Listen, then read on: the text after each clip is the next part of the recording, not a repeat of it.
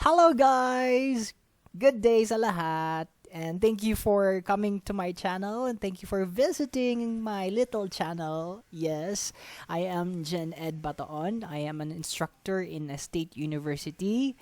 And I understand, no? I know that you are looking for a video, no, regarding this is particularly a requirement sa inyong readings in Philippine history, and I am happy that you're here. So I hope that I will be able to lend my knowledge and help you better understand this topic.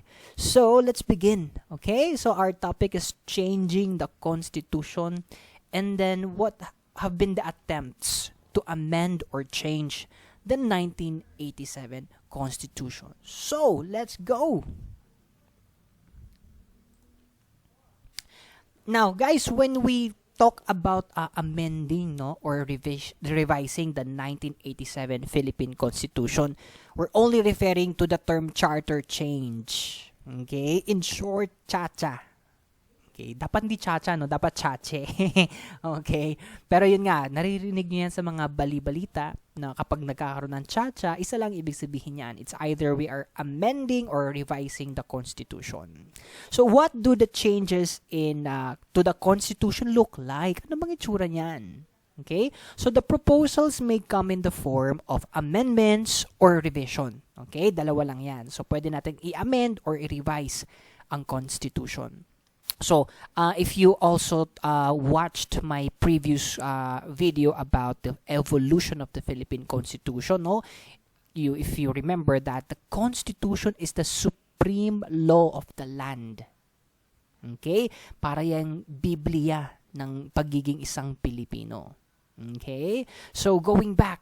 So, the proposals may only come in two forms. Now, they significantly differ from each other, no? So, we don't use them interchangeably. So, when we talk about the amendment, so it is an alteration of one or few specific and separable provisions.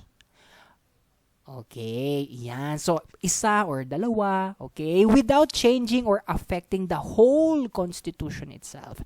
So, example niyan ay, would be changing the term limits of the President.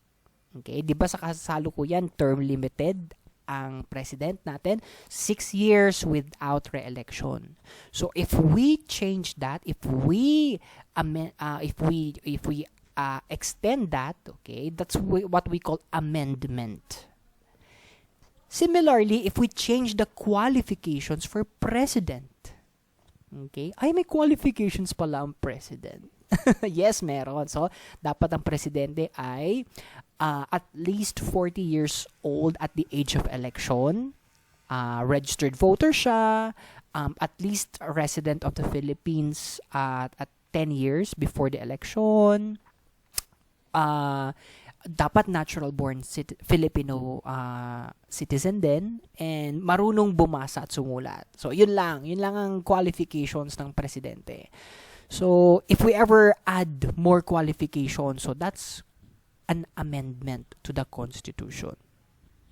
Okay? Where, on the other hand, revision, ayan, from the word revise, and we go back to the drawing table. So, it involves rewriting the Constitution. Okay? So, sulat uli buong Constitution. Now, the most relevant example is the shift to another type of government, such as the federal government, which we will discuss shortly. Okay? So, ngayon, sir, sino nga ngayon na magda-draft? Sino ngayon na magdi-discuss ng mga proposed amendments or revisions? So, tatlong possible entities lang yan, or we only have 3 methods or ways. Okay? Una na dyan ang Congress. Again, for the sake of review, the Congress is composed of the Senate and the House of Representatives. So, they will act as Constituent Assembly or the CONAS. Yan. Okay? Pangalawa, the specially elected delegates is called the Constitutional Convention or the CONCON. Yan. May CONAS, may CONCON. And then finally, the people. Yes, tayo. We can propose change to the Constitution through the People's Initiative. Okay, may CONAS, may CONCON, may PI. Ayan na. So, madaling tandaan. Okay? Now, let me discuss this further. Now, medyo overwhelming yung slide na to, no? Pero magsimula tayo sa CONAS. Napakadali lang ng konsepto na to. So, basically sa CONAS, mag-gather ang House of Representatives at ang Senado. Sila mismo ang magpropose ng amendments, ang revision sa ating Constitution. Okay, napakasimple ng idea. So that's actually the fastest, no? The fastest way para ma-revise or ma-amend ang Constitution. On the other hand, ang CONCON naman or Constitutional Convention, no? Sabi ng Congress, pagod kami, wala kaming time, busy kami. Okay? So, ang mangyayari, upon the vote of at least 2/3 of its members, now they can call for a CONCON kung saan may mga elected delegates. Okay? Elected delegates. At itong mga delegates na to, sila yung magpo-propose ng amendments or revisions. So, sino to mga delegates na to? So, this can come from, no? From the ordinary Filipinos. No? These, pero mga intellectuals siguro. Okay, yun nga lang, the current constitution does not provide for a method by which delegates to the CONCON are chosen. Okay? And then finally, the People's Initiative. Now, take note, naka-bold letters dito, amendments. No? Amendments to the Constitution may be proposed by the people upon petition of at least 12% of the total number of registered voters. Okay? Ngayon nga lang, this can only be done once every 5 years. Okay? And then, yun nga lang din, syempre, the process is lengthy and costly kasi you have to gather a lot of votes. So, take note that all of these methods are suitable. However, one is not considered as exclusive. So, ibig sabihin, when we amend or revise the constitutions, we can opt for the CONAS, the CONCON, or PI. Okay? Now, to give you a visualization, okay, about what each of these method can do what. So, in case of amendment, nandyan, kayang gawin niya ng Congress, ng CONCON, and People's Initiative. Pero in case of revision, ayan, X ang People's Initiative. Tandaan niyo yan, ha? In case of revision, X ang People's Initiative. Kasi, di ba, going back to the definition of revision, we're going to rewrite the Constitution. Mahirap yan sa People's Initiative, no? Mahirap yan. Okay? Alright. So, ngayon sir, meron na tayong amendment, okay na. Meron na tayong revision, okay na po ba yun? Valid na po ba yun? Hindi pa. So, sabi sa Constitution natin, the 1987 Constitution, it will only be valid when ratified by a majority of the votes cast in a national referendum or plebiscite. Okay. So ito example ito ng balot no sa Bangsamoro Organic Law. So makikita nyo diyan na may tanong, okay, payag ba kayo? Okay, do you agree? Okay. So ang sagot diyan lang is yes or no or oo o hindi. Okay? So payag ba kayo na palitan ng constitution, blah blah blah blah, oo or hindi? So hindi pwede ang check, hindi pwede ang X. So, it will not be counted. O sir, ano namang nangyayari kapag majority ng tao nag-vote ng no? So, what happens to an amendment that is not ratified? So, dalawang possible scenario lang yun, no? So, pwede siyang bumalik sa Congress or sa CONCON, depende kung ano yung naging method, or pwede din siyang, diretso kangkungan, diretso basurahan. Yun. So, parang isipin na lang, okay, next time na lang kapag ready na ang mga tao. Ayan. So, there have been many attempts, no, to change or to amend the 1987 Constitution. So, why do we need to amend or change the Constitution? No, if you would look at it, it's been there since 1987. It's been, 33 years? And so, just like any system, just like any document, there's no such thing as perfect Constitution. Even the Constitution of the United States is actually not quite perfect. No? May mga weak provisions, okay? Specifically sa party systems. Absence of a definite prohibition on political dynasties. Yan, isa pa to. Okay? Sa Constitution natin, pinagbabawal talaga ang political dynasty. Okay? Yun nga lang, hindi naka-clarify, walang provisions doon na bawal tumakbo ang mga kamag-anak, ang tatay, ang asawa, sa susunod na eleksyon.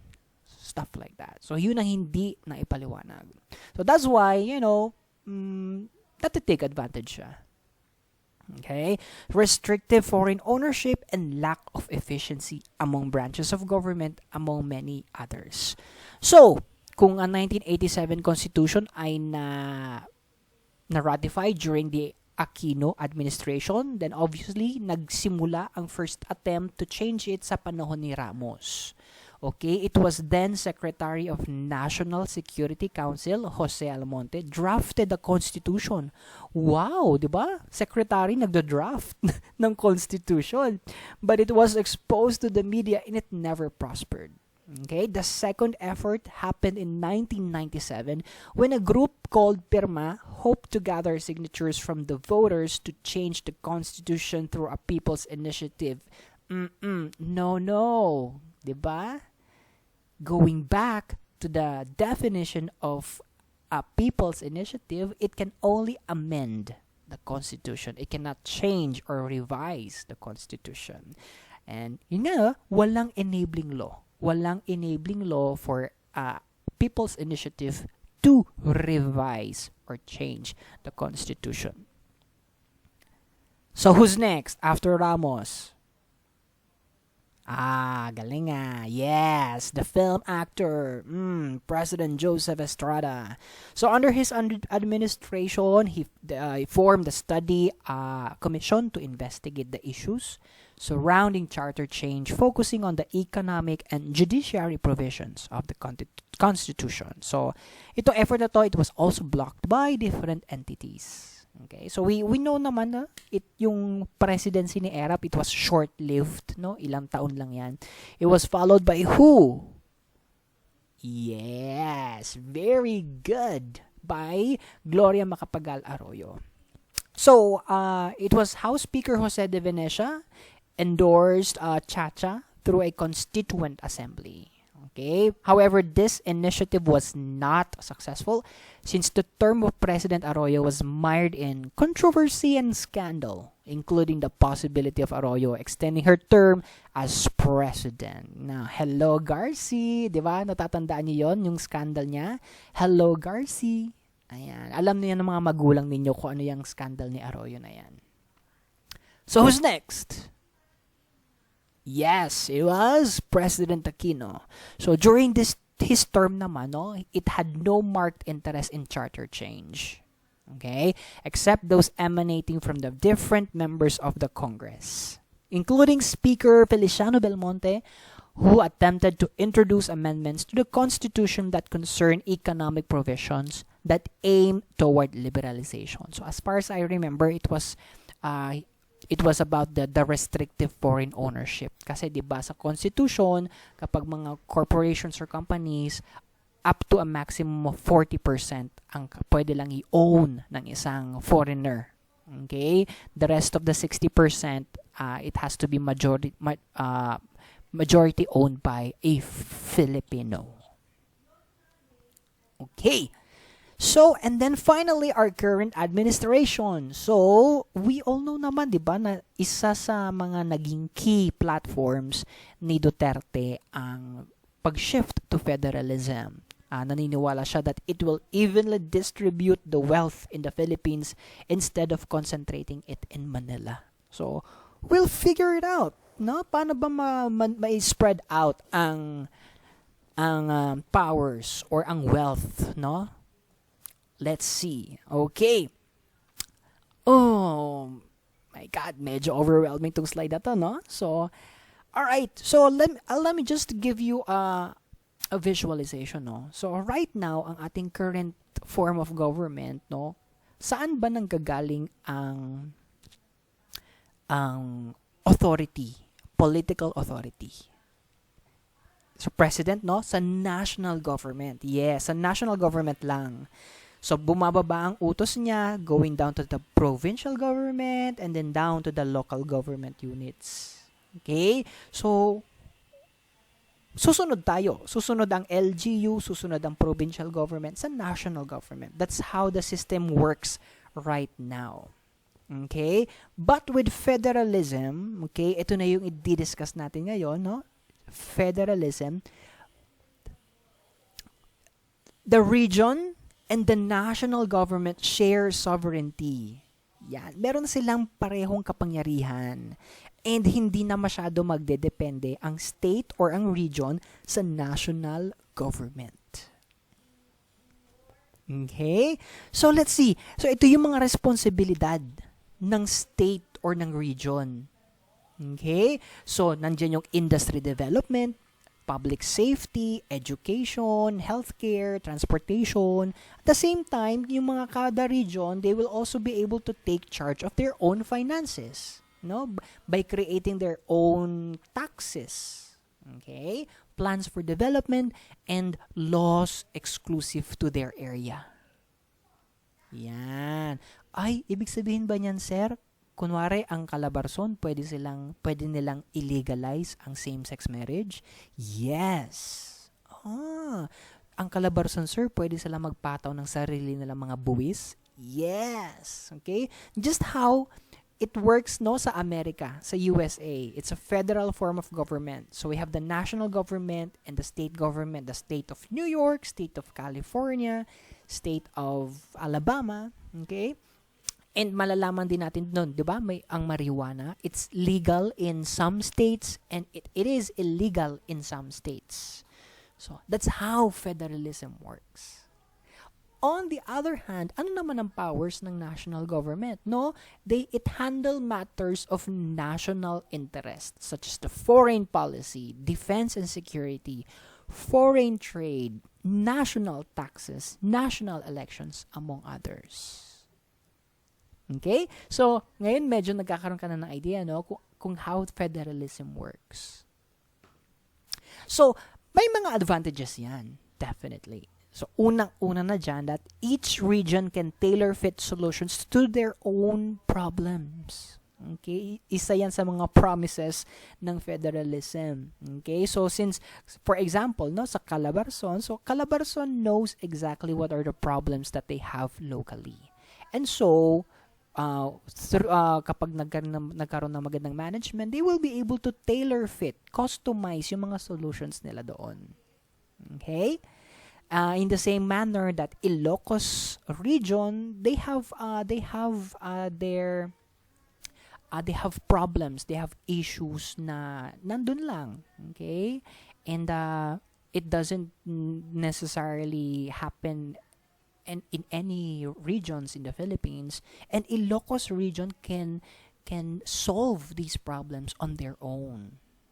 Okay? Paano naman yan, sir? Ito na nga, di ba? Regions also have more power over its finances since they will handle majority of their income and will only contribute small portion to national government. So, ibig sabihin, sir, yung buwis na nalilikom ni Calabarzon sa kanya lang? Yes. Exactamente. But will, just a few, they will only need to contribute small portion to the national government. Ano yung contribution na yun? Para yun sa foreign trade, foreign policy, for national elections, stuff like that. Okay? So, ibig sabihin yan, kung ano ang kinikita ni Calabarzon ng isang region, sa kanyang-kanya yon.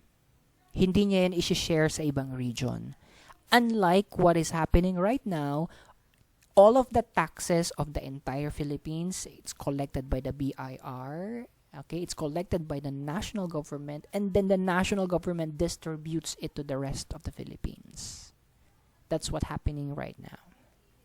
Okay? So, kapag federalism, regions have more power over its finances. So they can choose to fund their own projects without waiting for go signal from the national government. Yan, okay? So kung gusto ng Calabarzon na magkaroon ng subway mula Cavite hanggang Quezon, so be it. Hindi na kailangan ng go signal ng national government. Okay? In the first place, pera naman ng Calabarzon yung ginamit doon. Okay? Kung gusto magkaroon ng cable car sa Eastern Visayas, mula sa northern hanggang southern tip ng Eastern Visayas, go ahead, di ba? Ayan. So ultimately, it makes regions more competitive. Okay? Ultimately, it makes regions more competitive. And then, definitely, syempre, may mga disadvantages din yan. Okay? May mga cons. So, unang-una na dyan is that some regions may not be ready to govern themselves. Mga baby pa. Ayan. Ito yung may mga weak infrastructures. Okay? Or perhaps they have lesser resources, no? Which can make development more uneven in the country. Nagkakaroon din yan ng issues and overlaps in the jurisdiction. Okay? Itong issue ba to ay pakikialaman ba to ng state government or national government? Yung mga ganyan. And then, ito na nga. The shift to federal form of government entails costs. Okay? Hindi lang naman papel ang babaguhin natin dyan eh. No? It's not just a constitution. It's a lot of things. Down from the offices ng ating mga gobyerno, yung mga how the system works, how yung proseso ng pag-avail ng mga serbisyo. So it's gonna impact the way we live. Okay? So, ito yan. Ito yung proposed federal states, no? Na nakuha natin sa Philippine Star. Thank you so much. During the campaign of the Duterte administration, this was the proposed federal states by those people supporting Duterte. Okay? So, makikita natin dyan talaga na we have different federal states. Okay? Ayan na. From north to south. Are we ready for federalism? That is the golden question. Okay? So, whether we are ready or not, we should closely monitor the process of changing the 1987 Philippine Constitution to avoid abuses. Okay? So, kahit, you know naman that as we grow older, diba, kalalo na kayo mga college students, ang politics is a fabric na sa ating society, and all the more it will impact you in your lives in many, many ways. Especially kapag kayo nagtrabaho na. Okay? At nagbabayad na ng buwis. Okay? So we have to be very aware of what's happening with the government, and we should have the basic knowledge about how the system works. At ito pa, no? So the transition to federalism also requires the elevation of the electorate to a higher level of political consciousness. Yan, ganda nito, di ba? Pero ako, para sa akin personally, whether we shift to federalism or not, kailangan pa din talaga we aim for a higher level of political consciousness. Okay? So i-abandon natin yung populist approach, no? Yung populist approach, yung from the term popular, no? Kung sino yung sikat, siya yung iboboto. Kung sino yung nagbubudot-budot, siya yung iboboto. Mga ganon. Nakipag-selfie lang ganyan, selfie, yun na yung boboto. No. Okay? We should be more than that. Okay? Dahil future ninyo, future ng mga anak ninyo ang nakasalalay every time that we elect leaders. So we have to check the integrity, the credibility of our leaders, and more importantly, that we should elect public servants, not politicians. All right, and with that, let me leave you. What do you call this? A side note, no? Just register, engage, and vote. Okay? Malapit na. So, the voter registration for the 2022 Philippine General Elections, nagsimula na yan. So, it's ongoing. Punta lang kayo ng munisipyo. Kung wala kayong ID, okay lang yan. I mean, wala kayong government ID, so just present your student ID or your birth certificate para makapagrehistro na at makaboto sa 2022. Thank you so much for listening. Just drop a comment if you have any question and I'll be more than happy to answer it for you. And wag lang questions sa exams ha. Malalaman ko yan, mga format ng mga professors nyo. So, thank you so much for listening. Thank you so much for your precious time. Again, this is Jen Ed Bataon, and I wish you all the best, and I wish you a bountiful December 2020 and prosperous 2021. Goodbye!